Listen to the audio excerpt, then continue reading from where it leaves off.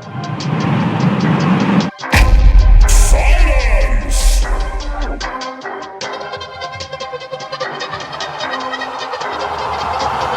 go, insert name FC!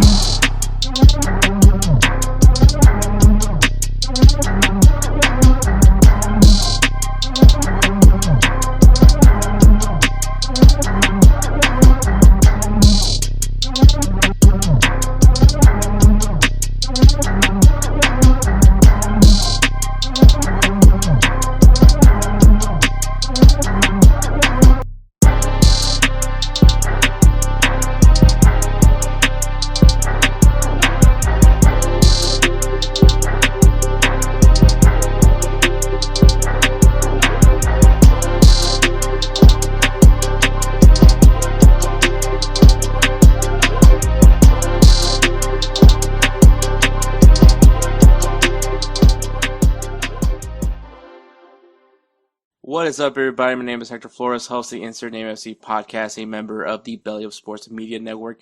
You can find us on all things podcasting, Apple, Spotify, wherever you get your podcast fix from.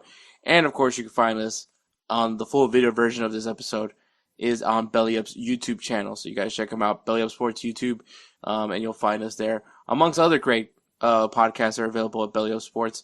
Also, you can find us on Goals TV, GOZ.tv.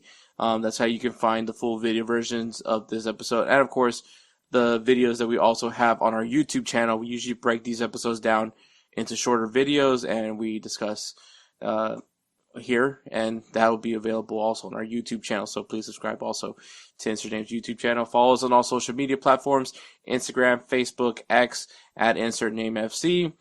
And, yeah. This episode's going to be a little bit different, maybe. I'm not entirely sure. One, because I haven't really typed anything up. So, but I know for sure we are going to be talking, we're going to talk about some MLS stuff. Some things are kind of, it's not really like football specific, but it makes sense to tie it in this aspect of it. Liga MX, they're going into their final day of regular season matches for the Apertura before they go into their playoffs. So we'll go ahead and talk about the table for the Apertura, give you guys players of the week, give you guys some games to watch this weekend. And yeah, it's a pretty straightforward episode. Hope you guys had a great Halloween. And for everybody going into this weekend, I hope also have a great and safe Veterans Day and happy birthday, Marines, as well, because November 10th is the Marine Corps birthday. So I'm just going to try to get ahead of it. I will say real quick, I'm not entirely sure if there will be a new episode next week because I'm just going to be really busy with my niece's quinceañera. And so I'm not entirely sure if I'm going to be necessarily available to record just because I'm going to have family over and obviously it's a pretty big day. If you guys aren't really familiar with quinceañeras, it's a tradition in the Latin community. When a girl turns 15, they have this big celebration of her essentially becoming a woman.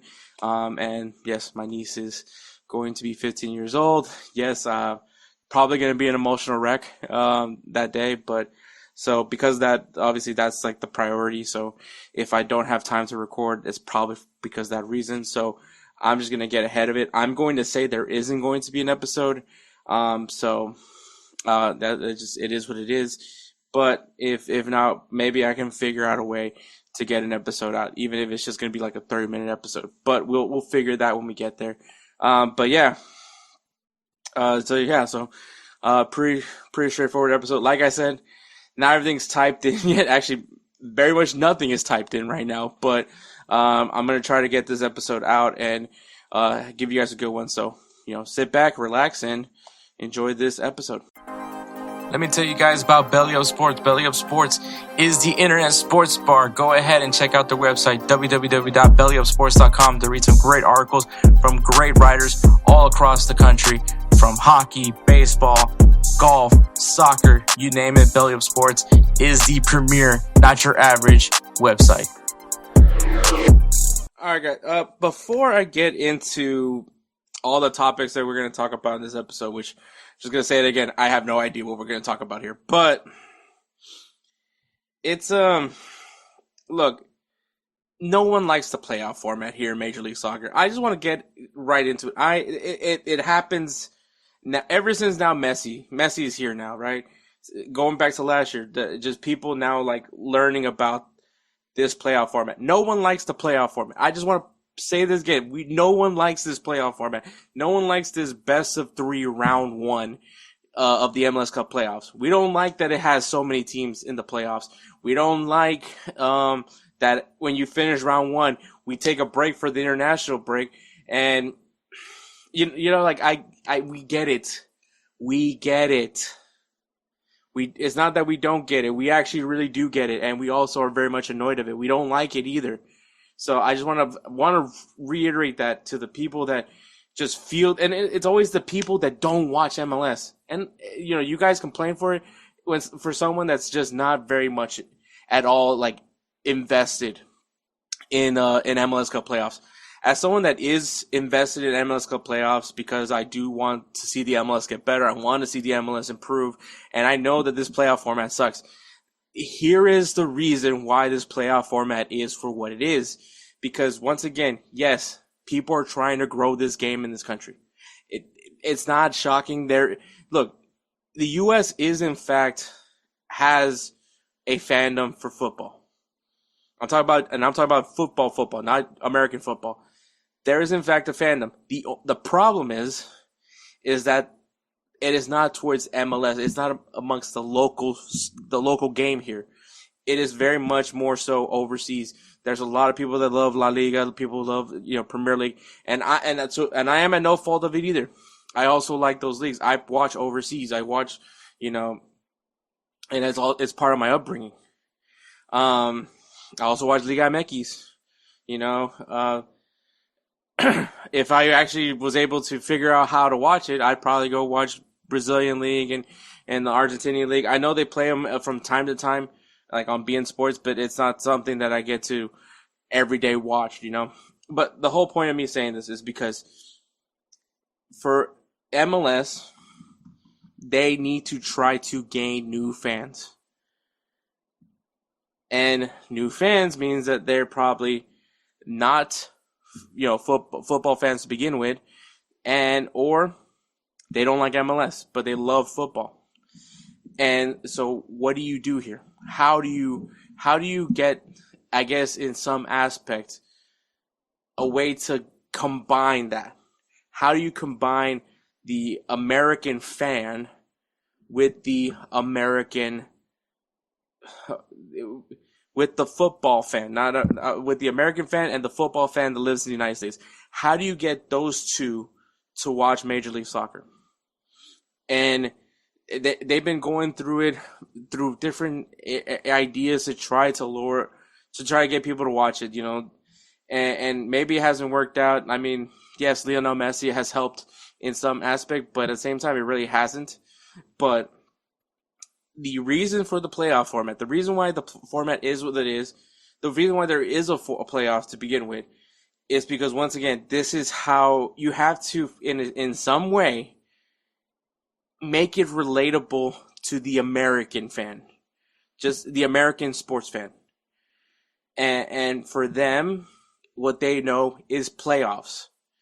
To them, whoever finishes on top of the standings, they don't understand. There's people that just don't really seem to care about that. They like the playoff atmosphere. They like the pressure of the playoffs, right? I mean, the World Series just happened, and I know like some people don't like the fact that Major League Baseball calls their championship the World Series, but that's a whole other discussion for another day. And honestly, I frankly don't fucking care. Sorry for cussing Kelsey. I frankly don't fucking care. Sorry for cussing Kelsey. Because the reason why I say I don't care is because I'm a baseball fan. And the reason why I don't necessarily have an issue with the word World Series is because baseball, in some way, is an international sport. And MLB is in fact the best league. This is where everyone wants to go to play at. Guys that play in South Korea, people that play in Japan, people that play in Mexico, and in other Cuba and all those countries, they all know that for them to really make it, it is in Major League Baseball.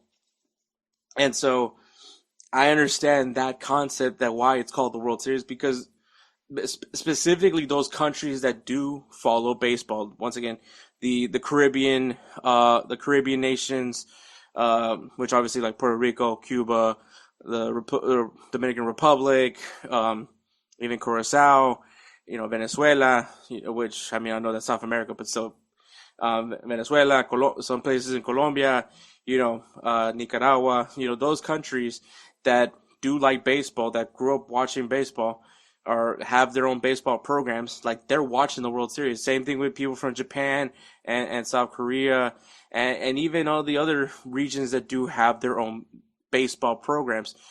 The world is watching it. That's why they call it the World Series. Now, once again, it is nowhere near the scale of a World Cup. It's nowhere near the scale of a Champions League. It's nowhere near the scale of those. Those are just massively huge international huge in an international scale. We're talking about a very niche sport that not many people play. Football is very much the world's game. And I've said that plenty of times. Everyone plays the game. It's very accessible to play the game because all you really need is a ball, right? At least for me, that's the beauty of the game. That doesn't mean that everyone can be good at it, but that is the beauty of the game, is that you don't need much to play, and that's why it is the world's language when it comes to sports. That's why football is so popular.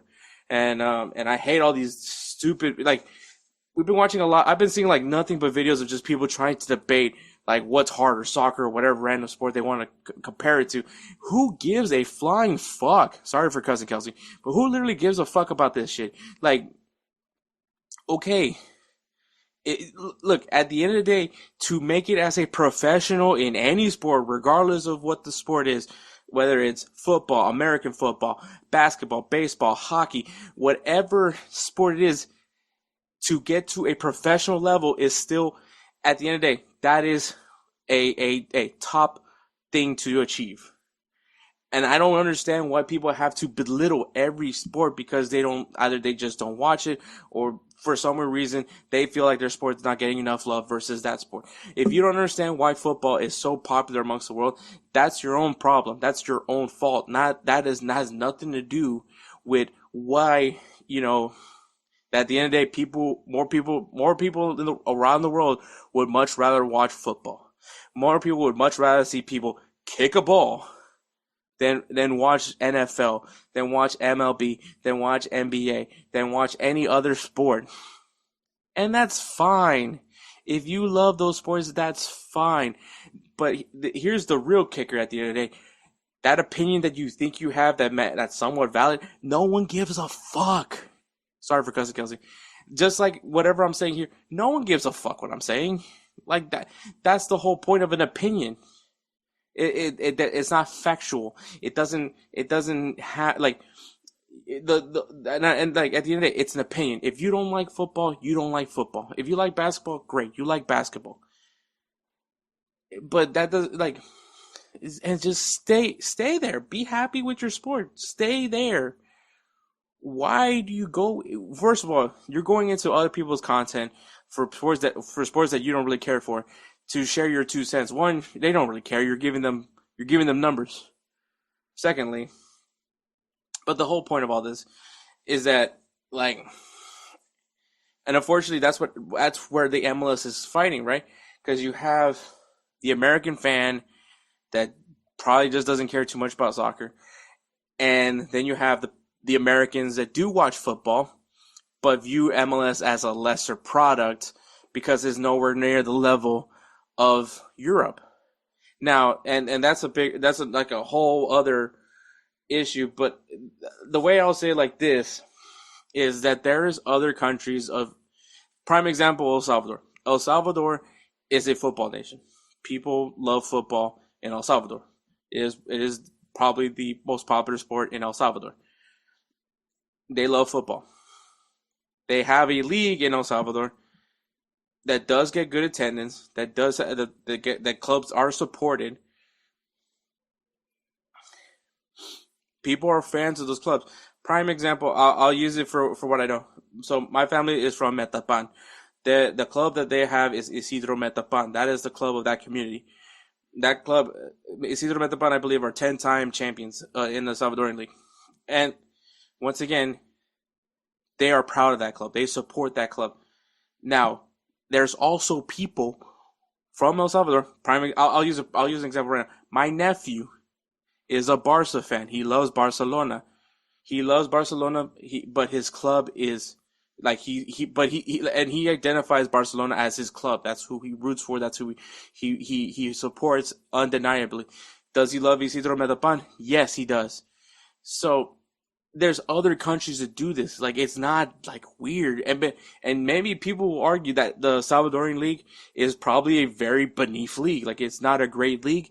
I will tell you, it's entertaining. It is an entertaining league. I enjoy it. I watch it because it's fun, and it's not the best football, but it is enjoyable. It is very intense. It does get very physical, and I love it. It's fun. I recommend you guys watch a game. Just watch a random match, man. You're gonna get some chuckles out of it. It's a fun time. I guarantee it. But my point being that there's people that support their local clubs, but still support overseas. You can like both. It doesn't mean that you can't like both. You can. I like the Houston Dynamo. That is the team I support here in the United States. Is the Houston Dynamo. That is my local city. I am from Houston. That's my club, right? But I am also a Madrista. That is my club. That is the team that I will go to war for. But obviously, I do also like the Houston Dynamo. You can have both. It's not crazy. It's not crazy. And yes, I know MLS is nowhere near the level of the Premier League. They're nowhere near La Liga. Like, they're battling with like Liga MX. That's kind of where they're kind of in their locale. I'm not trying to say they're competing with the Premier League. I'm not. That's my whole point. They're two different things. This is like, it's Chinese food. Well, yeah, it's Chinese food and hamburgers, right? They're two completely different things, and you can like both. No one shames you if you just like hamburgers and you don't like Chinese food. No one's gonna shame you for it. I mean, some people might shame you, but that's the point. They're two different things, and you can enjoy both. It is perfectly fine. And that is what MLS is fighting. That they have to try to find a way to get the football fan that lives in the United States to like MLS. At the same time, they need to get that American sports fan who doesn't really care about soccer to care about soccer. That is the battle that Major League Soccer is. I know I went into a real long rant, and you're probably wondering where I was going with this, but I was going to get there. I was going to come back to this. But that is the battle that they're facing. That is what they're going through. And so when you're trying to get that, you need to find ways to get familiarity for the American fan, which playoffs. How do you get the football fan? Players. That's why you're bringing a Lionel Messi. That's why you're bringing a Hungman Son, because these are guys that they used to watch, Sunday morning, Saturday morning, Sunday afternoon, Saturday afternoon. Those are the teams that they're watching. Those are the guys they're watching. And they're hoping that, hey, you bring this guy along the way, bring him over here. Maybe we can get people to watch this team. And then when they go watch the team, they're like, they don't play that bad. I kind of want to support this team. I kind of want to watch more games. Or maybe I'm going to watch it. I'm going to want to watch an MLS game. I watch the MLS game. It's not that bad. I don't want to support Miami because that's not my local market. Let me find out my local team. And then they go from there. That's what MLS is hoping for as far as like getting players. Now, for the American fan, once again, they know playoffs. So if they don't see the playoffs, they just think then what's the point of all this, right? And the point is that regular season matches should matter. It should. And that is why you have the playoff format, and which is fine with me. I'm really not against the playoff format. Liga MX has a playoff format. The Salvadoran League has a playoff format. So to me, it's not really that foreign to people from this side of at least in North America, North and Central America. It's not a foreign concept to have a postseason. Like I said, Liga MX has a playoff format, and that is viewed as a respectable league amongst others people, amongst the football fans, right? So like, for me, that's how you get Americans to like the sport. Now you have a playoff atmosphere, playoff settings, winner take all type matches, right? And I think what MLS was hoping that they could accomplish was with this best of 3 type first round is, okay, oh, there's a game 1, okay, game 2. The problem is that with this thing, first of all, it's stupid. I've said it plenty of times. I don't like this playoff format. It needs to be changed, and I think it is going to get changed sooner rather than later. Especially now that Messi's staying put till 2028. I think there's going to be a lot more changes happening with MLS already. Obviously, they're working on changing the playoff the season schedule is going to be changed. Like they're going to go to a spring fall season, no longer the fall. Fall spring season, no longer the fall spring season. So spring fall season. So like they're not doing that anymore. So they're gonna move on from that, which I think that's gonna implement some changes for the playoff format. Obviously, we're hearing now that someone that worked for the Premier League is coming over and taking over as president of USL, which obviously once again USL they're doing promotion relegation. So that's going to add in another aspect of how that is going to be managed. And obviously if USL shows that promotion relegation does in fact work, that's going to change a lot of things as far as what MLS needs to be doing. And so with that being said, though, eventually the playoff format is going to change because I think a lot of people have complained about this best of three thing at this point. That I think that MLS has gotten the idea like, hey, we need to change this up. I think it was an interesting attempt, but at the end of the day, it's just you're adding more games than really needs to be. I'm fine with a 2-leg. Like I've said it plenty of times. Like do a 2-leg all the way to the final, and then the final just be a one-off game. That's perfectly fine with me. Like the rest could be 2 legs, and if you guys don't know what 2-leg is, it's obviously you play 2 matches, a home and away, and they combine the scores from both those games, and the team that has obviously more goals advances. In the event of a draw, you would just go to extra time and penalties if needed. But and once again, MLS is a young league. Like they're trying to figure things out. And once again, their task is to grow the game in this country. And they need to be able to reach out to those fans of the football fan that lives in America and the American fan.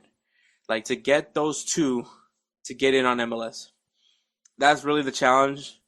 And unfortunately, as they're trying to figure things out, you have the actual MLS fans who are kind of just going with it, right? They kind of have to like, all right, well, this is the new format. It's kind of dumb. And like I said, if you talk to many MLS fans, more than likely, I'm not going to say all of them disagree with this format, but more than likely, most people don't like this format. And I've stated it. One of my biggest gripes, but besides just the best of 3 series just being just dumb in my opinion, at least for in a sense of football. The break in between for the international, because after round 1, there's going to be a break for a week because of the international break. So these guys that maybe came off of a big win, which would be a momentum shifter going into that next game, now they're kind of sizzling. They're kind of like cooling down, and then they go into their matchup, whoever they play against, right? And so it's just a big gripe, man. Like if we need to be able to have playoffs like consecutively, like it has to be played like here's the weekend for this round, weekend for this round, weekend for that round until we get to the final, right? That's how it should be. But obviously with this best of 3 round 1 thing, which I won't totally shit on. Sorry for cussing, on MLS for at least trying it. Like I get it that like when you watch NBA, you watch MLB. And watch NHL, you see like the playoff atmosphere when it's the best of 7, right? When they're going, it gets intense, especially once you get closer to those elimination games, right? Like when the team has like all they need is win this game and then it's over, right? And the other team is kind of having to be desperate, right? I get what they're trying to do, what they were hoping they can gain. I just think that not many people that like football want that for this sport. And I think it's a little different because, a lot of those games, they probably have like a day off in between games, or if for Major League Baseball, they play consecutively until and obviously the travel day is the only time that they don't play. But like there's a bunch of things that come into play there that in the football aspect it just doesn't work. And so yes, for the people that have been complaining about this best of 3 series that makes no sense, we're all with you. No one is I'll say majority are with you. Like what you're saying isn't crazy to us. Like But I mean, the only thing that's annoying is we just know you're a Messi fan that just wants to see Messi win, and I totally get that. But guess what? Like, you guys were complaining about it last year, and you're complaining about this year. And if the format continues for next season, which I don't think so, because I think it's going to be a shortened season, because obviously they're going to be switching over to be in line with the rest of the world as far as football goes. But the playoff format's going to be there. It is what it is. And if you're going to keep watching this league, like, be open-minded. Like, this league's different from the other leagues. So, like, just be open-minded. Check it out. Like, see if you really do like it, Why do you have to shit on something just because it's Major League Soccer? Like, honestly, that's the reason why you guys don't like it. It's Major League Soccer. Like, have you actually really watched the games? Like, the games aren't terrible. They really are not they're not terrible. I'm not saying they're elite. I'm not saying, like, this is world-class games. But I can sit there and enjoy a game. I really have, and I have plenty of times will, as someone that does want to see Major League Soccer improve and grow. And it's going to improve and grow. Changes are going to happen. MLS is going to get better. This league is still very young.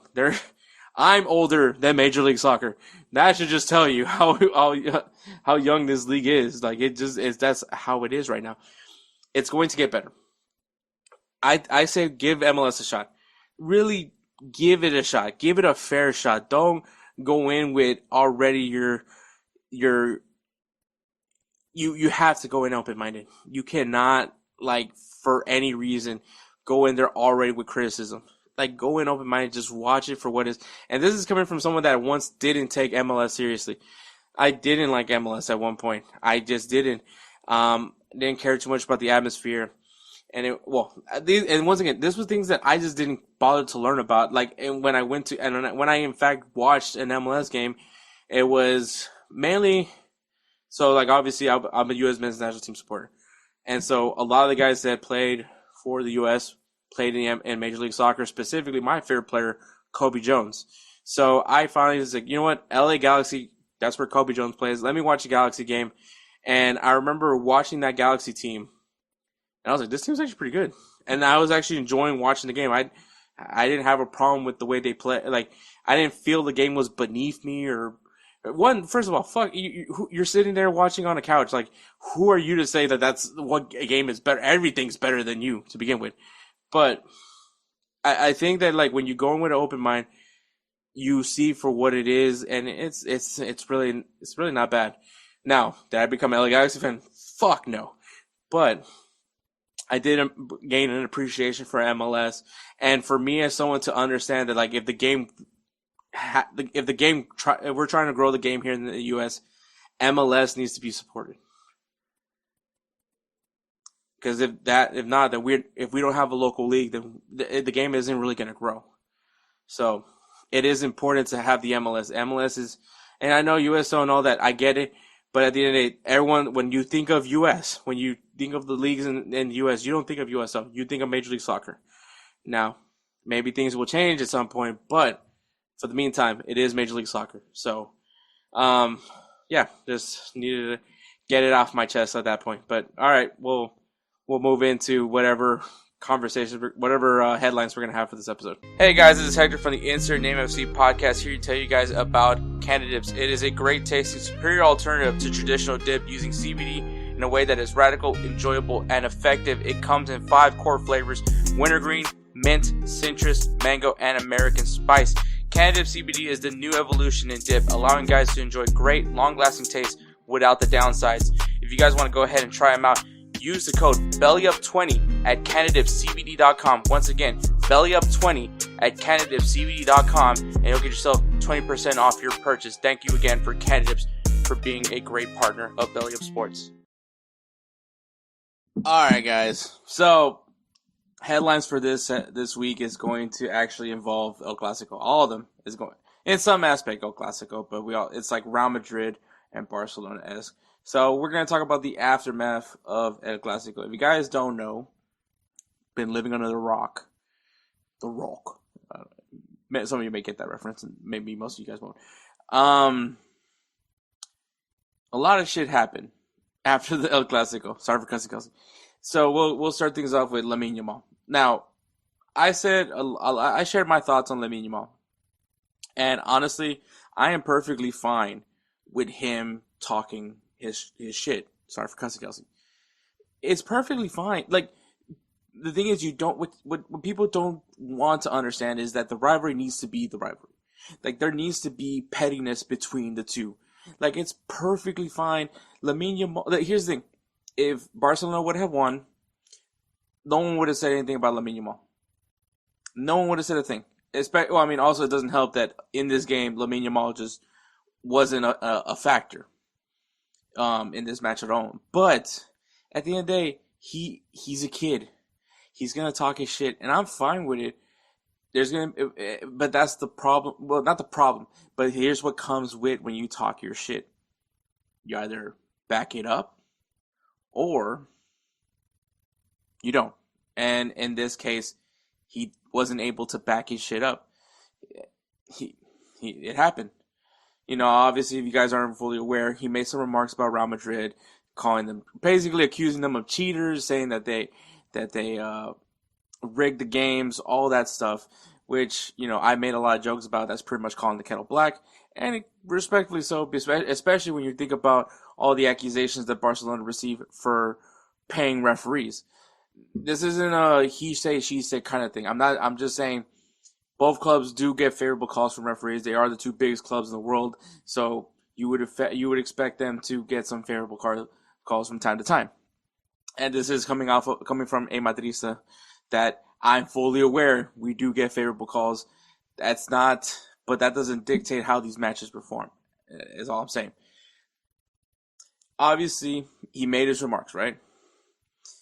And after the game, you know, so me and Edward, we talked about that there was some friction happening after the match, right? We talked about it. We talked about what was happening with the benches, all that stuff. We talked about this part, but we just didn't know the whole story. And me and Edward kind of said, like, we said our things about how it's great to see the rivalries back. Like, it's great that these matches are as heated as it gets because there needs to be friction. They're just like Barcelona and Real Madrid is the biggest rivalry in the world. Let's just be honest. And when the rivalry is heated, it makes this rivalry juicier. Like when it is back and forth, it makes things juicier for this rivalry. It is a rivalry. It is a Clásico. And I get all those things. So a lot of the Madrid players confronted Lamine Yamal saying that he was talking too much, and everyone was kind of bashing Carvajal for him to, why is this, which by the way, me and him are the same age. You know, why is this 33-year-old letting this 18-year-old get in his head? And it's, you can say maybe that's what it is, but at the same time, you know, like Dani Carvajal is a Madrista. Like he played in the academy, he went through the system, so this badge means something to him. And you're defacing his club, right? You're spewing about his club, saying that, you know, everything that he's worked for as a Real Madrid player, as captain of Real Madrid, is a stain to football. That's essentially what Lamine Yamal is applying. I know that's not exactly what he said, but that in his head, in Dani Carvajal's head, that's what's coming off of. You're talking too much trash, and so you know, he gets confronted, and all the Madrid players, you know, they were kind of like, oh yeah, you talk a lot of shit, right? But where was it? Where was it today? Hey, look, here's the thing. Lamine Yamal, he could have gone two ways here. He could have, you know, made it more. He could have done the Vinicius Jr. route where which Vinicius Jr. is a very emotional player. Lamine Yamal isn't as, I guess, hot-headed as as Vinicius Jr. is, but Lamine Yamal could have gone that route, but he didn't. Right? He just kept. I mean, he did confront him a little bit, but he kind of was also kind of walking away. Lamine Yamal, for what we say about his age, being 18 years old, there is surprisingly a lot of maturity from this kid. You know, how he handles with the racism that he does receive, being of a player of color.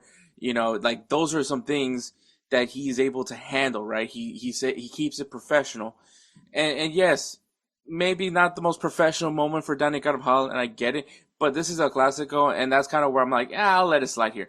I'm going to be pick and choosy, but I'm going to tell you the same thing. If Dani Carvajal, if Vinicius Jr., if these guys were talking shit and they got a performance like that, I would be saying, yeah, Barcelona has every right to talk their shit. They embarrassed them out there. As a matter of fact, last year's El Clásico, when they swept Real Madrid in El Clásicos, Real Madrid had nothing to say. It was terrible how they performed. It doesn't, despite the injury crap. Like at the end of the day, Real Madrid just didn't perform. Barcelona excelled. They played their game. So they have every right to showboat. They have every right to. It's bragging rights. That's what along comes with winning a Clásico. It's bragging rights. And so I would have not faulted if Lamine Yamal did the same. If roles were reversed, I wouldn't have blamed Lamine Yamal being like, "Hey man, you're talking a lot of trash for someone that can't win games." See, it's the same thing. It's perfectly fine. It's a rivalry. Things are gonna get heated in rivalries. So I don't make it a big deal.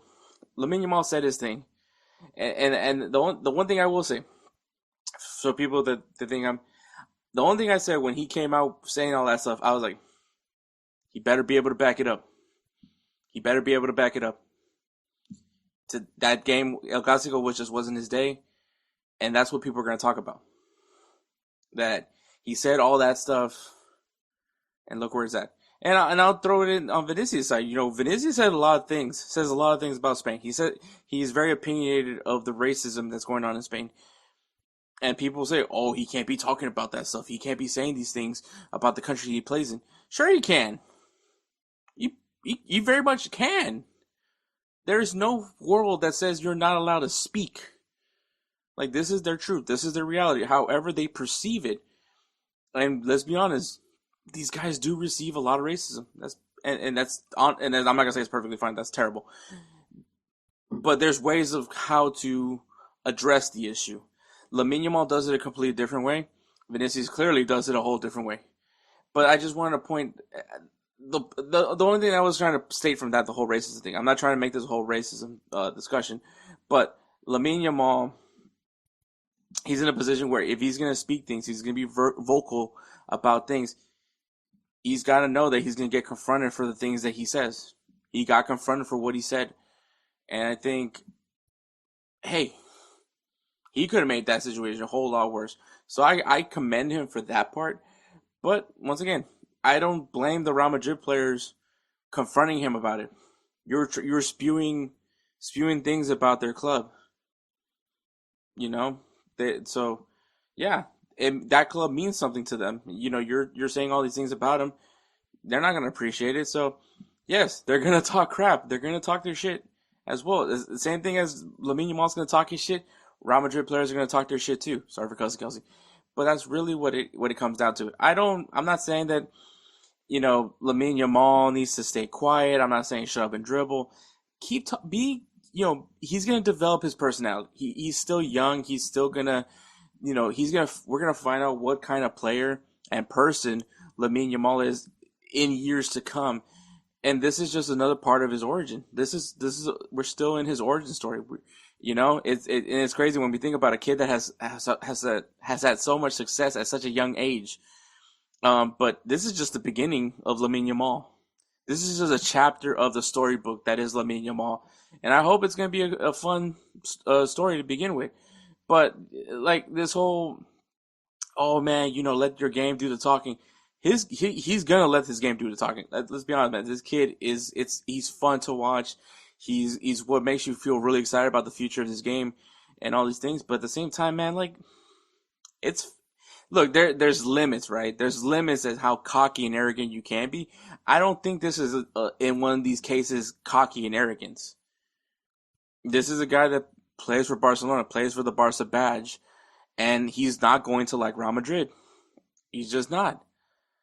Why would he say anything nice about Real Madrid if that's his rival? He came through the Barcelona academy. He was clearly a Barca fan. Like, why would he in an interview like, yeah, Real Madrid, they're the best team in the world. Like, it's going to be an honor. No, why would, first of all, if you're a Barca fan, you hear that, like you fired Xavi, you fired Xavi Hernandez when he was saying things like, yeah, it's going to be hard to compete with Real Madrid. That's a fireable offense. I get why you fired him. I kind of thought it was boneheaded, but at the same time, I get why you fired him because you don't want to hear, oh, we're just going to hope we can beat Real Madrid. No, they want the guys that wear that Barca shirt to be fuck Real Madrid every day. Like, sorry for cussing, Kelsey, but that's really the reality is. Especially if you're going to be playing for a club that's very prestigious and is part of a very prestigious rivalry, you are not going to want them to say nice things about the rival. As a fan, as a board member, as a player that grew up through the system, you don't want to hear nice things about your rival. You just don't. And so Lamine Yamal is never going to say anything nice about Real Madrid. He doesn't have to say nice things about Real Madrid. He can say what he wants. And at the end of the day, there is going to be repercussions if he can't back it up. And that is one of those cases. I think Lamine Yamal made this rivalry spicy. I think that it added a whole thing. Yes, did that mean that that Real Madrid took it personally? They did. They showed it on the field. He didn't. That's why we're talking about it. But I think no, I'm fine with. Like I said, a Clásico isn't a Clásico unless there's friction. And for all the people that are like, oh, but Carvajal and Lamine Yamal are teammates. They can't be talking like that to each other when they're teammates in Spain. I'm sorry, but do we just forget about the 2008, 2010, 2012 Spain? Last time I checked, won the 08 Euro, won the 2010 FIFA World Cup, and then won the 2012 Euro. That team that was majority Barcelona, but sprinkle in a few Real Madrid players there too, right? Sergio Ramos, Iker Casillas. Maybe that's probably it. But, and then Barcelona players. Like these guys that compete in El Clásico, fight tooth and nail in El Clásico. When it was time to put on that Spanish kit, at that point it's not about El Clásico. It's about the country of Spain. So I can guarantee you this. Yes, right now, because Lamine's wearing that striped kit, and Dani Carvajal's wearing that white kit. Yeah, they're gonna beef, right? Because it's the rivalry. But I guarantee you, once they swap those kits out for that red Spanish jersey, they're fighting for Spain. They're playing for Spain, and I guarantee you, Dani Carvajal is much. When you look at Lamine Yamal, when you look at the guys that play for Barcelona, when you look at the guys that play for Real Madrid, you hate when you have to play against them, but you love when they're on your side. And Spain, I'm sorry to tell you this, the way things are looking for Spain, especially now that you're going to have more Real Madrid and Barcelona players playing in that Spanish national team, like, this makes Spain so much stronger. And maybe we're going to see another dominance in Spain. So, like, no, these guys know very much when to take the Barca Real Madrid out of the equation, right? When it's time to play for Spain, it's time to play for Spain. I'm guarantee you there's not going to be any friction between Carvajal and Lamine Yamal during training sessions because there wasn't any problems with. Maybe there was a few problems, maybe a little bit of problems, but still at the end of the day, Sergio Ramos and Piqué played well together. We still had that connection. I'm sure Piqué was like, man, fuck Sergio Ramos when it's Real Madrid versus Barcelona. But when they're playing for Spain, he's like, man, dude, we're about to wreak havoc on these attackers. So for anybody that's trying to make up like this friction within Spain, no, Spain's gonna be fine, and El Clásico is gonna be fine. So that's all I gotta say about Lamine Yamal, at least for that part. All right, Vinicius Jr. Speaking of someone that probably needs to work on his maturity, Vinicius Jr. Now I want to say this before anybody gets into it. Remember, once again, I am a Madrista and I love Vinny. I think Vinny is a game changer. The way he plays the game, he plays with his heart on sleeve. Can he be a bit too emotional? Yes. But that kind of comes with the package that is Vinicius Jr. Do I see him changing at any time? No, I don't. But it's fine. Vinicius gets a lot of friction as he gets. He gets, obviously with once again I talked about the whole his opinion on Spain as a country, his thoughts on some of the things. Maybe he gets a little bit too angry at the fans. Maybe he gets a little too angry at the referees. All that stuff. It kind of comes with the package deal that is Vinicius Jr. So Vinicius Jr. in El Clásico, he gets subbed out of the game to bring in Rodrigo, and Vinny was clearly not happy. He was shocked that he was getting subbed out, which I think at that point of the game, I mean, yes, it was still close. It was still close, but I think Spain, Real Madrid has like some pretty important matches going. So obviously rotating the squad, which is what Xabi Alonso has been doing since taking over, has just been able to rotate the squad out. And I'm assuming that he wanted to rotate Vinicius out to give him some rest, especially with some of the matches that are coming up for Real Madrid. As a matter of fact, Liverpool is someone who they're facing off in Champions League. So I mean, you got to rotate the squad out. At the end of the day, that's what you got to do. So Vinny clearly wasn't having it. He had a huge fit. Like I said, one of the all-time temper tantrums that I've seen. And he was like, "Oh, why me? Why me? Maybe it's best if I leave." Like he was saying this. Like as a matter of fact, he didn't even go to the bench. He went to the locker room. Like he was heading down to the locker and just basically saying that he should just leave Real Madrid. That he just needs to leave Real Madrid. If he's not gonna play, that he might as well leave. Like he just, which the thing that sucks is because like I keep saying that, like I feel like everyone keeps fabricating this this stain that Vinicius has with Kylian Mbappe, that he's not happy with the club because of just all the heads that are, all the big names that are in this club right now. I wish I could say it. This doesn't like help my argument to say that that's fabricated, right? Because clearly he's frustrated. Clearly he in some way, because you have to go through a lot of shit to have that kind of crash out. And I think crash out is a very fitting word for phrase for this. Like for you to get to that state where you're getting subbed out and you're just going full temper tantrum, saying, "Why me? It's always me. Maybe I should leave. Maybe it's best if I leave. Maybe everything will be better if I leave." But it's just Xabi Alonso is trying to rotate the squad. He's trying to make sure that he gets enough rest for the upcoming match that he's about to have. But obviously, he doesn't see it that way. And I get it. Vinny wants to play the entirety of the match. Everybody wants to play the entirety of the match. There's guys on the bench that would much rather be playing the entirety of the match, but everyone has their role. Everyone has their job in the club. And once again, Xabi Alonso has been proven that he will rotate the squad out.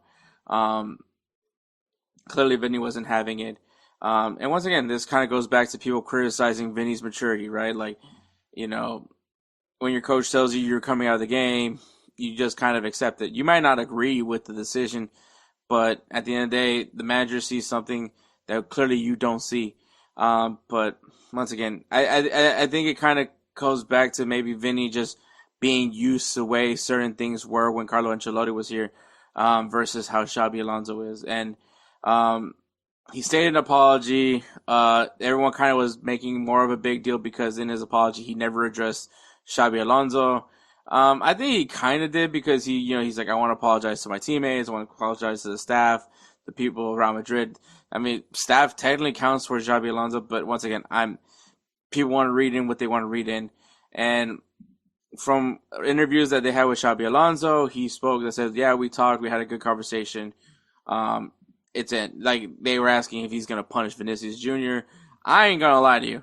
I would have at least benched him in the last game that they played, which I believe was I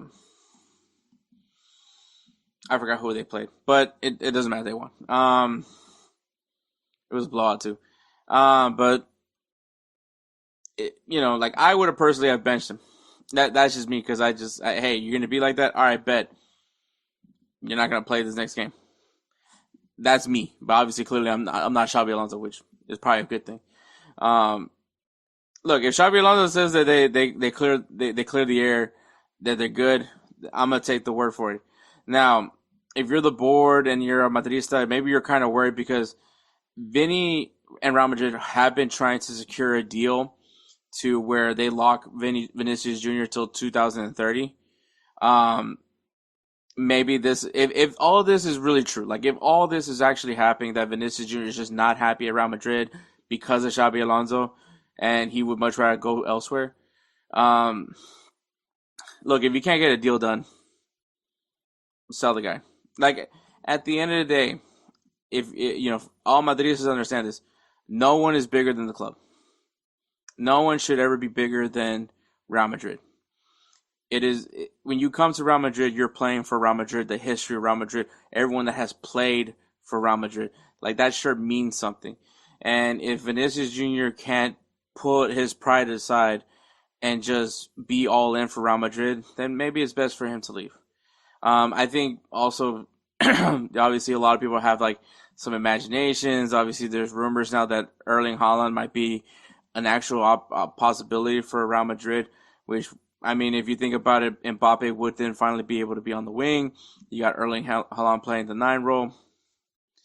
But that's a whole conversation for a different day. Now, I would say ideally the only thing that probably could afford Vinicius Jr. in reality, maybe Man City could be a team, but apparently Vinicius Jr. is very interested in Paris Saint-Germain, and the reason why is because of apparently he likes Luis Enrique and his approach and all that with his tactics, which I think is hilarious because, like, I'm not saying that him and Xabi Alonso are very identical, but I think that they're very. I wouldn't say Luis Enrique is a player coach.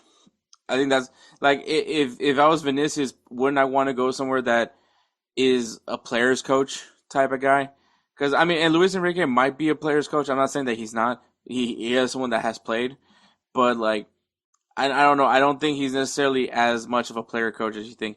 Like he's not afraid to get in your face, and I think that that's something that maybe Vinicius isn't necessarily sure. But like the reality is, the grass is not always greener. And I mean, we've all seen the clip. We've all seen the clip of Luis Enrique just being up front with Mbappe, right, talking about Michael Jordan and all those things. So like, I don't know if he really knows what he's truly getting himself into, is what I'm saying. So there's also that. But yeah, no, I think like I said, it's just this ridiculous fabrication that I just don't get it. I really don't get it. But maybe it isn't my place to get it, right? So I think Vinicius Jr. is gonna be fine. I think that eventually a deal is gonna get done. I think he's gonna eventually get used to the way it is now with Xabi Alonso. Because I'll be honest with you, the way Real Madrid is looking right now, there's no way Xabi Alonso is gonna lose his job. Like, there's no way. Unless they just start losing every game from here on out, I don't see Xabi Alonso getting sacked anytime soon. Real Madrid's playing very well. They're playing solid defensively. They look good in Champions League. They look good. And I mean, yes, it's close games, close victories and all that, but they're winning. They're getting the points. They're getting the 3 points at the end of the day. Despite the loss to Atletico Madrid, they've been performing fairly well. Had a great performance in El Clásico. So I don't think Vinicius Jr. realizes how much pull he really has in this scenario.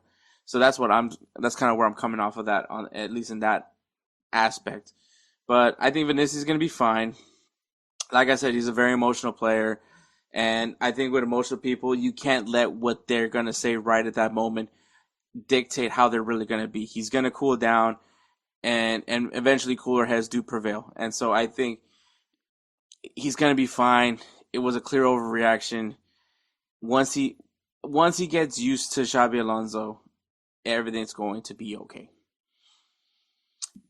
And this is the last thing I'll talk about, and it is Xabi Alonso. All right, since taking over, obviously, like I said, Xabi Alonso has done a really good job with his club. He has really done a lot of changing as far as the culture goes here at Real Madrid.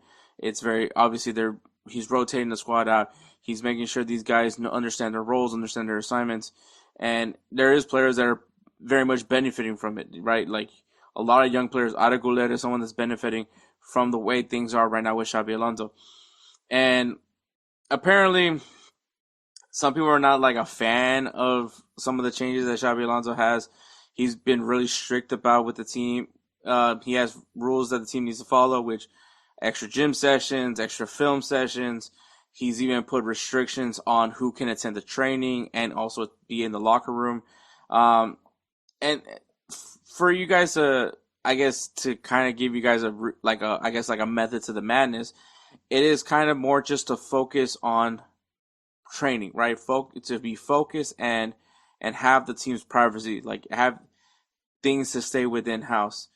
And I mean, you can't really say this is a waste of time because it's clearly working, right? Things are working well. Like Real Madrid looks really good, like so you can't really just sit here and say like this isn't effective by any means, because you are winning matches. You're right now first place in La Liga. I know it's still early, but still, you're in first place in La Liga.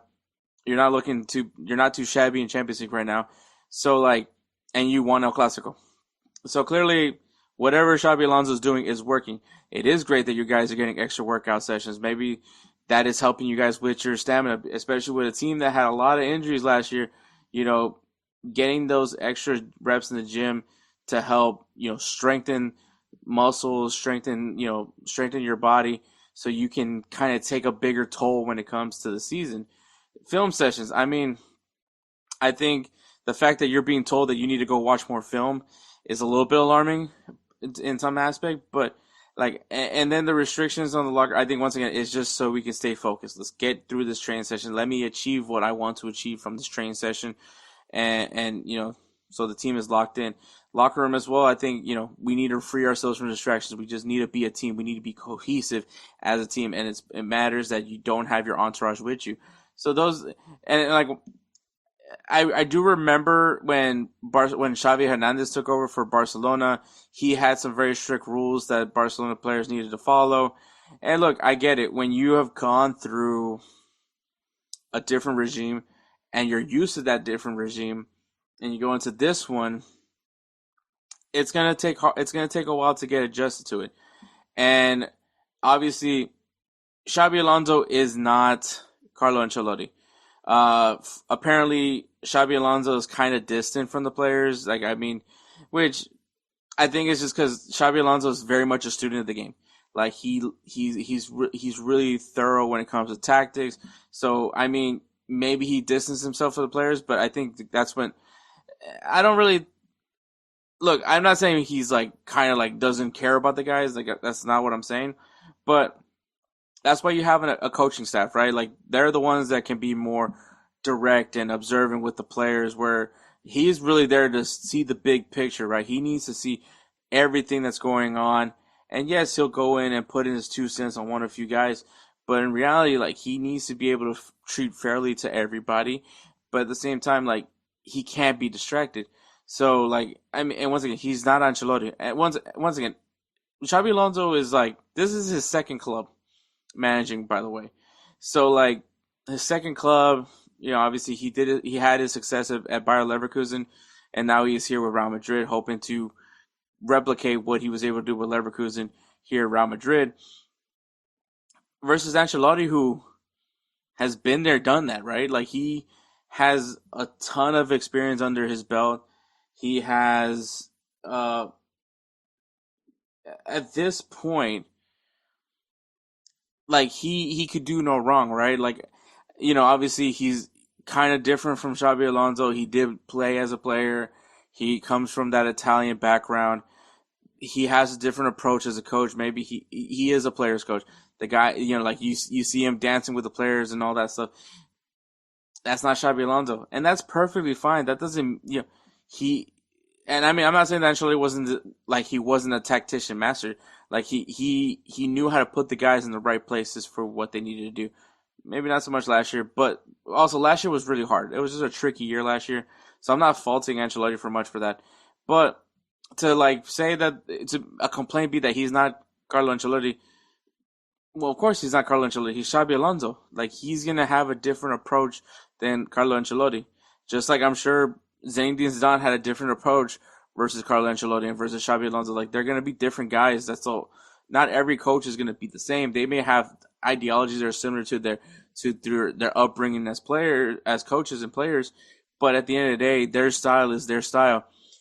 Xabi Alonso just doesn't work like that, and you can't say it doesn't work because once again, you know what he did at Bayer Leverkusen is proof that what he does is effective, and the way things are looking right now for Real Madrid, it clearly looks effective. So to like be critical about someone just because you don't like the rules that he's implementing is just a moot point. And I think it's funny because there's players that are saying, "Oh, he thinks he's Pep Guardiola." Like, I mean, like, look, Pep Guardiola is considered one of the best coaches in the world, and he is a tactician nerd, right? Am I saying once again that he's one of those guys that distance himself from players? I don't know. I've never really heard stories about Pep Guardiola, but like, guys just function different ways. I think right now the friction right now is just when you're going in with a new manager and they're doing things that you're just not used to, right? They've been used to Carlo Ancelotti. They've been used to how he does things, how he handles things. And when you bring in someone different that maybe just doesn't do what Carlo, prime example, The Mighty Ducks, right? The movie The Mighty Ducks, right? I know this sounds stupid that I'm saying this, but The Mighty Ducks in, D2, D1 and D2 of The Mighty Ducks, all you hear is how Gordon Bombay likes to make the practices fun. They're playing games. They're using eggs to learn about puck control. They have the guy from Texas with a lasso wrangling cattle. Like, in some way it was fun for the kids, but in reality, if you ask any adult, that seemed kind of fucking stupid and kind of a waste of time. Sorry for cussing, Kelsey. And then you come in D3, and that's when you're introduced to this other coach who is just completely different from Gordon Bombay, right? This guy speaks the importance of defense, whereas Bombay, I really don't know what value he brought as a coach, to be honest with you. I have a lot of things to say about Gordon Bombay as a coach, but but he was the kids loved him, right? He was a kid, he was a player's coach, right? Like, he built a relationship with the kids, and that's why a lot of guys have a lot of respect for Gordon Bombay. Whereas this new guy, he's trying to make them hockey players, right? To be a two-way player, play defensively and attacking, right? And what is Charlie? Charlie, obviously the clear person that has been mostly impacted by Gordon Bombay. He obviously doesn't like the way things are because it isn't how he was used to with Gordon Bombay. Now he's not being babied by his coach. Now he has to actually play hockey and have to earn his captaincy, and all that stuff. But that's kind of similar to what it is going on right now. Like, at the end of it all, with the Mighty Ducks and the D3, they buy into what this coach is doing, right? This actual real hockey coach is doing. They buy in. They get it. Charlie gets in line as well. And what they do, they beat the crap out of the varsity. Well, they didn't beat the crap. They beat the varsity team in a bare knuckle defensive showdown. So, like, maybe from the movie, if you guys just get in line, things are gonna work out. Because, like I said, yes, change can be a bit rough sometimes, but in the end of it all, change can also be a good thing. The Carlo Ancelotti era, as great as it was, as amazing as it was, as much as I love Carlo Ancelotti, and Ancelotti will always be someone that I have truly a lot of respect for. This Xabi Alonso era we need to see what's really going to come from the Xabi Alonso era. And so far so good. Like, I have no complaints. I think I love the way this team is playing. I love that, I love how they're playing tactically. Like, things are going well. Like, if the players just don't like that they're having these extra gym sessions and extra film sessions, like, that's a you problem. It's if you ask the fans, yeah, hey, keep going. Clearly it works. Like, that's at the end of it all. If it works, it works. I don't care what else is to say at this point. So that's the reality, right? I think once again, I think maybe Vinicius is a prime example because Vinicius has been one of the more vocal people about Xabi Alonso. But I think Charlie Conway, you know what? Prime example, Vinicius Jr. is Charlie Conway. He is Charlie Conway of the Mighty Ducks. Like, and Carlo Ancelotti is Gordon Bombay.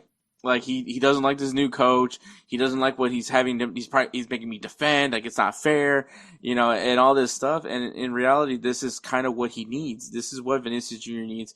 And once he figures it out, maybe he needs to go have like a little ditch day from practice, and then he'll realize that, this isn't a bad place to be. I'm winning some trophies is going to change everything, right? If Real Madrid can win some trophies this season, Vinicius is going to be like, you know what? I love Xabi Alonso. It could probably much happen, but we'll see what happens there for Real Madrid. It'll only be a matter of time. So we'll see. But that is all the headlines. So we'll go right into talking Liga MX decision day. Righteous Felon Craft Jerky is the official jerky of Belly Up Sports. For over a decade, Righteous Felon Craft Jerky has led the American meat snack revolution by concocting delicious, adventurous, U.S.-sourced jerky recipes for uncompromising carnivores across the country.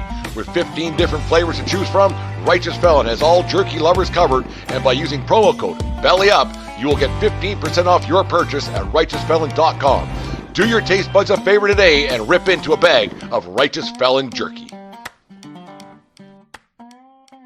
All right, guys, we are going into the final week of matches in Liga MX for the Apertura. So we're going to go ahead and look at the table.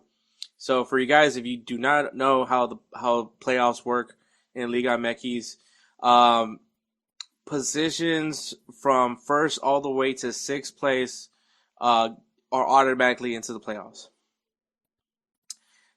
7th to 10th place will play in essentially what is called a play-in round. And in that round, the 7th place team will take on the 8th place team, and the 9th place team will play the 10th place team. The loser of the 7th, 8th place, the winner, so 7th and 8th place are playing to see who will play against the 2nd place team. And then the 9th and 10th place are playing for a chance to go up against the 1st place team. And so, and in this case, the loser of the 7th, 8th place game will play against the winner of the 9th, 10th place game, and then the winner will go up against the 1st place team. I know I said a lot of things, and I'm sure I lost a lot of people. Yes, I'm not particularly a fan of this setup either. Liga MX and MLS do definitely need to make some changes as far as that part goes, but if you want to think about it, NBA kind of does this as well. They do a play-in round as well. So maybe that's where Liga MX took the page from. So we'll see what happened, what exactly happened there. But has it made things interesting? Kind of, yeah. As a matter of fact, we did have a play-in team win Liga MX, which was Club America. So take that with a grain of salt. But, all right. So here's what's going on in Liga MX. Right now, in first place, we have Cruz Azul, who are actually a point ahead of Toluca and Club America. So they're going to be taking on Pumas, and Pumas is like in a kind of in a must-win situation, which they're kind of going through like a whole weird thing. Aaron Ramsey, who was kind of like one of their big signings for this season, left. Like he just did not want to come back, just decided to end his contract with Pumas. I guess he just wasn't necessarily gelling well in Pumas. I still believe he was like dealing with an injury, so that was happening. And then I think his dog went missing, so he just was like, I'm over this. I'm on to the next venture. Maybe he goes to MLS. We'll see what happens there for him. But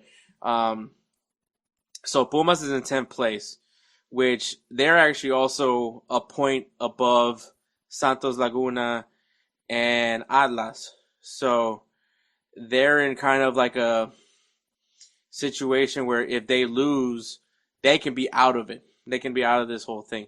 So it is kind of like they're in a very must-win situation.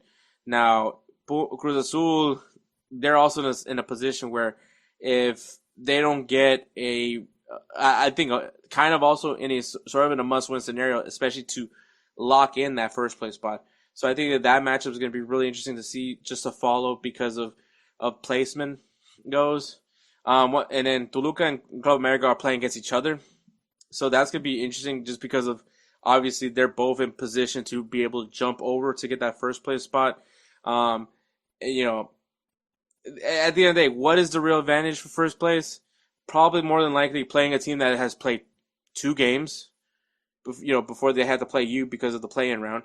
So that is at least somewhat of an advantage for that team, that they're going to be playing against a slightly more tired team. So that could be a really just interesting thing to follow. And so I think that, Toluca versus America, it's going to be a great matchup in general. Both these teams are really good, very solid on the attack, very solid defensively. Both teams are very well balanced. Toluca is looking to just take over at Liga MX from what it looks like.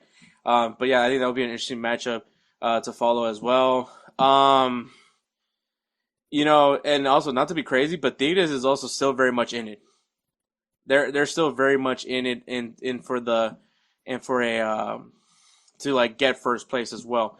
So maybe they're playing against San Luis, Atlético San Luis, who is maybe can find themselves in that 10th place spot. So we'll get to the bottom part, but they kind of are still in it, kind of. I mean, it's going to take a lot of other things to happen for them, but they're also in a scenario where they're kind of in a must-win as well. So that'll be interesting to follow. Monterrey and Chivas, they really, I mean, aside from Monterrey trying to jump over Tigres, I think that they're really not playing for much. Chivas, on the other hand, really aren't playing for much either because, I mean, maybe just to avoid being in that play-in round. So that's what they're essentially playing for. Though I think, because right now, Chivas is playing Pachuca. As of right now, as I'm recording this episode, Chivas is playing Pachuca, and they're tied right now 0-0. So that could change at some point. Maybe that changes the table, but also that matchup against Monterrey, they're not really in a harmful position. Like, they'll be in the playoffs, but obviously if they were to lose, they can, maybe Pachuca jumps over them, and now they're in the play-in round. So that is one of those things where, for Chivas in their situation, they're just kind of want to stay in 6th place, so they're automatically in the playoffs, not having to play an extra match or 2 before going up against a stronger opponent. Juarez, Pachuca and Juarez are still very much in it to get into an automatic position, but they're also in a kind of like a great situation where they're not going to be. They're going to at least be in the postseason for the Apertura. Tijuana is also kind of on the same boat, but I mean, for their situation is, would you rather play for that? They're either going to play like guaranteed to play 1 game or guaranteed to play 2 games. So that's if you're Tijuana, you still have a chance. Pumas at this point, like, all they can do is just try to fight and keep that 10th place spot. And then, so that's the teams that I'll mention here. So basically, from 14th from 10th all the way down to 14th are playing for that 10th place spot. Necaxa are very much still in it. Crazy enough to say that, but they are still very much in it. They are coming off of 3 positive results, a draw and two victories. So maybe they're kind of getting some momentum to go into to get a chance in the playoff, but get a chance to play in. But which I'm pulling for. Obviously, it's Necaxa. It's got Evil Longoria is there. Bonk me if you want to. And then obviously they're also playing. Well, obviously you guys don't know, but they're playing Mazatlan, who are very much bottom of the barrel. They're in 16th place. So if they could get that win, that gets them 3 points. Hoping that Pumas doesn't get any positive results against Cruz Azul, they can jump right into that 10th place spot. That's actually the same thing for Atlético San Luis, even though they're kind of in a harder situation because they got Tigres. Atlas is playing against Tijuana, which is going to be you're talking about if you could beat Tijuana, you go. I mean, Tijuana 1 is still going to be in that 9th place spot, but you just jumped over. You just jumped over Pumas for that 10th place spot. And obviously, this is also barring if Pumas doesn't get the result against Cruz Azul. And then Santos Laguna, they have Pachuca.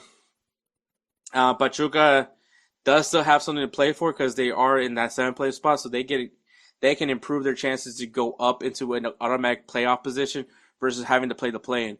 So that's kind of where they're at. I think that's a really interesting thing. So like from 14 to 10th, there could be some changes there, right? And then when you look at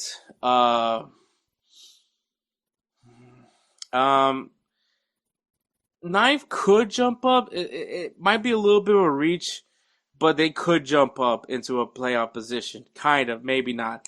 But yeah, because I mean, more likely to watch like 6th and 8th place. That's kind of where the people that are battling to get that 6th place spot. That's those guys are fighting for an automatic playoff position. And like I said, you're looking at FC Juarez, who's playing against Querétaro, Pachuca, who's got Santos Laguna, and then you have Chivas, who has Monterrey. So these are, if you had to pick a team that would have to that probably has like a rough or odd, maybe Juarez because Querétaro, they're very much out. So Querétaro is hoping to play like spoiler here. But if they can, they're probably in the most ideal situation because they're playing against a team that really has nothing to play for at this point. Whereas you have Chivas, who has to play against Monterrey. You could argue maybe don't really have much to play for either. But once again, Monterrey is one of the stronger teams in Liga MX. And then Pachuca has Santos, who still very much has something to play for. They still have a chance to get in that play-in round.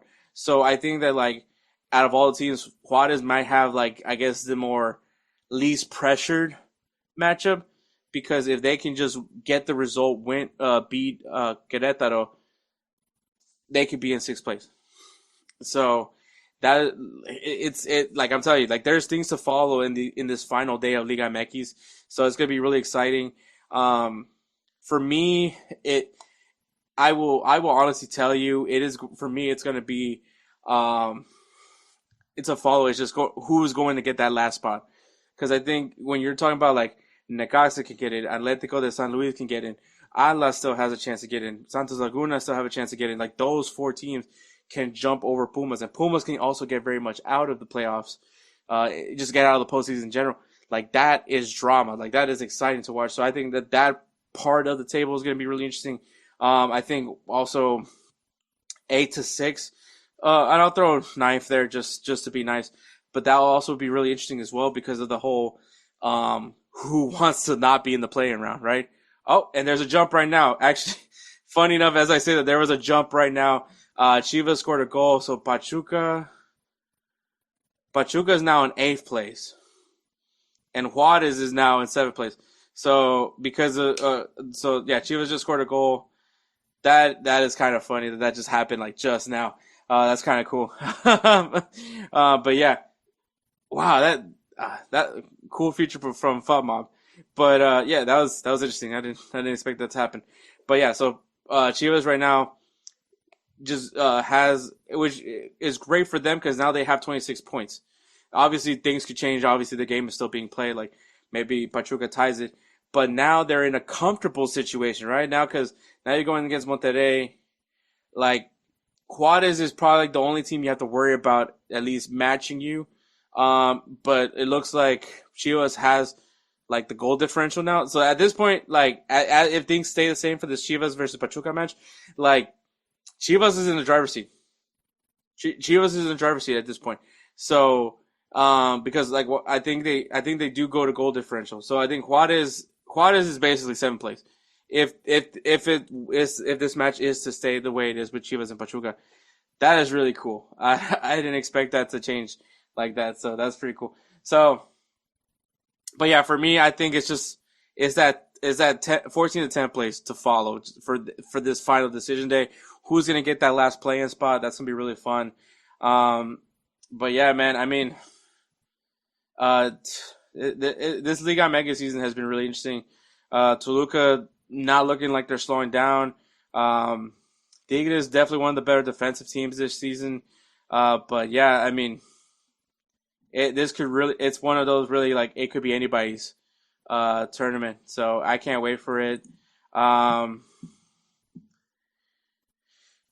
Yeah, man, it's been a good year. Toluca looks very much just in the lead of everything. The top goal scorer is Paulinho once again for Toluca. He's actually tied with João Pedro of Atlético San Luis, but I would imagine he gets another one. Maybe gets another one. The one with the most assists right now is Alexis Vega. Paulinho has the most goals in the city. Actually, him and Vega are tied. But yeah, like I mean, they've been a pretty good team. Just all in all, just been one of the better teams. It seems like everything's just written in the stars for them. Let's see who's like been. I mean, Nahuel Guzman is leading in clean sheets as well. Man, the guy's a dog. I freaking love him. But yeah, man. Liga Megas, man. If you guys haven't been watching, man, watch it, dude. It is such a fun league. So that's Liga Megas. We'll go ahead and take a breather, and we'll go right into Players of the Week. Fight and win! All right, guys. Players of the Week is brought to you by SeatGeek. SeatGeek is an amazing ticketing site where me and Edward get all our tickets for all of the live events that we attend to, from sporting events all the way to concerts. SeatGeek has you covered. It has a really easy grading system if you're using colors. If it is green and has a high score, that means the seats for that event are great. Go ahead and buy your tickets and enjoy your event. If it's really low and super red, that means for those seats for that event, keep scrolling. You're going to find a better deal. Me and Edward and Spencer love the simplicity of SeatGeek, and that's why we use it for all the events that we go to. And if you're not sold just yet on the simplicity, well, for first-time users, use the code BELLYUPSPORTS at checkout, and you'll save $20 off your first purchase. SeatGeek, life's an event. We have the tickets. So my player of the week is going to be Erling Haaland, who scored 2 goals in Manchester City's 3-1 win against Bournemouth. And Edward's player of the week is Fermin Lopez, who had 2 assists in Barcelona's 3-1 win versus Elche. So congratulations to Erling Haaland and Fermin Lopez for being our players of the week. Once again, guys, go to SeatGeek, use that code BELLYUPSPORTS for first-time users and save $20 off your first purchase. SeatGeek, life's an event. We have the tickets. All right, guys, games to watch this weekend. We do have Game 3s of the MLS Cup playoffs. I know.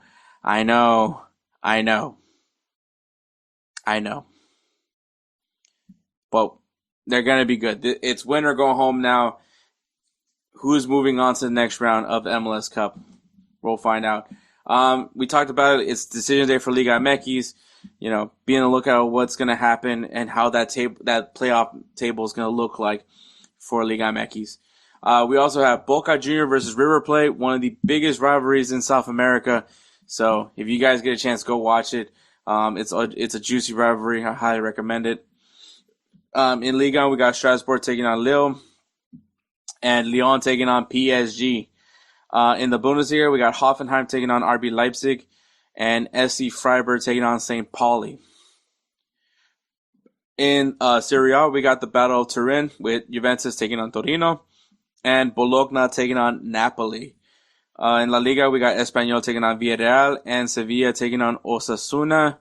See, I'm not always picking Real Madrid versus Barcelona, or Atletico Madrid games. There are going to be some off ones. In the Premier League, we got Tottenham versus Manchester United, a rematch of the Europa League final, and Manchester City versus Liverpool. Manchester City has seemed to find their stride, and Liverpool, well, they won a game, so that's good for them. So we'll see how that all goes. Now, obviously, this isn't all the games that are being played this weekend, but if you guys are looking for a good beginner's guide, I think we gave you guys some good matches to look forward to.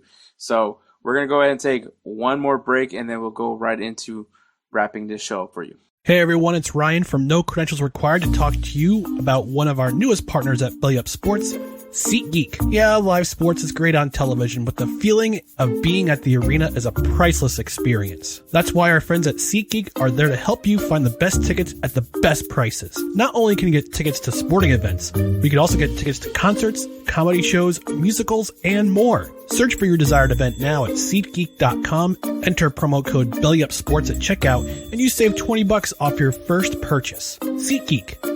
Life's an event. We have the tickets. All right, guys, I want to give a shout out to Belly Up Sports. Check out the website, bellyupsports.com. Lots of articles are constantly being written on that. Go ahead and check it out. Show some love over there. Also, check out all the great content creators, guys that have podcasts like Corner Booth, Sports Stove, 1420, all that, high-low sports. Look, I'm not trying to say, there's a lot of podcasts to talk about, but I don't have all the time to say all the names. But all the great guys over there, go give them some love. If you check them out on social media, on X and IG and TikTok at Belly Up Sports, especially now they're getting really active with these reels. You'll probably see me from time to time as well. So go check them out, show some love, make them feel big, man, over there at Belly Up Sports. But yeah, go give them some love over there at Belly Up Sports. Goals TV, obviously, we do a lot with Goals TV. Jose Tejas, the mastermind behind Goals TV. Check out the website, goals.tv, golz.tv, for all your soccer content made here in the US of A and some overseas as well. But go give them some love, man. Go give them support. It is free to subscribe right now, so go and join so you can get in all of that content that you want that US has to offer when it comes to football. And follow them on X at goals_TV, golz_TV, and on Instagram at goals.tv, golz.tv. Go give them some love, man. They're doing great, especially if you want the game to grow here in the United States. I think that is definitely the avenue to support for sure. And, of course, look, man, if you listen to the audio versions of this podcast, the intros and outros are phenomenal, and it is because of none other than Roosevelt Spencer. We love Roosevelt so much that he is a namesake for our Player of the Year award. So we appreciate Spencer for all that he does. And if you guys appreciate him as well, follow him on Instagram at ThatGuyDope. Once again, at ThatGuyDope, so he'll take great care of you like he always does with us. And yeah, with all that being said, man, we love him. And yeah, if you guys need some beat work, hit him up. Tell him the guys from Amsterdam FC we sent you guys over there, and for him to bless y'all with some great beats of your own. Because I'm gonna be honest with you, especially if you're in the content creation business, those copyright strikes suck. Okay, they just suck. And if you don't want to deal with that, we'll have your own original beats, and Spencer can take great care of you of that, just like he always does with us. So, thank you so much for listening to this episode. Have a great, safe Veterans Day weekend. Happy birthday, Marines. Have a safe Happy Marine Corps birthday. And obviously, I'm going to be in very much family mode right now for this big occasion for my niece. And, it's just going to be a real emotional day for me. It just like watching this little girl grow up, and to have this, I guess, transition of her becoming a woman, and the new adventures that she's going to partake in, and it's going to be exciting. Okay, it's been nothing but an honor to be her uncle, and I want to be a big part of her life. I think I was very fortunate enough growing up to have some really influential uncles, and I've always done my best to hopefully be that same uncle for her. And yeah, man, I just can't wait. I can't wait for everything. I can't wait to see the pageantry, see the event, be with family. It's going to be a great day, man. So, with all that being said, thank you so much for listening. Maybe catch us next week for another episode. But with all that being said, take care, guys.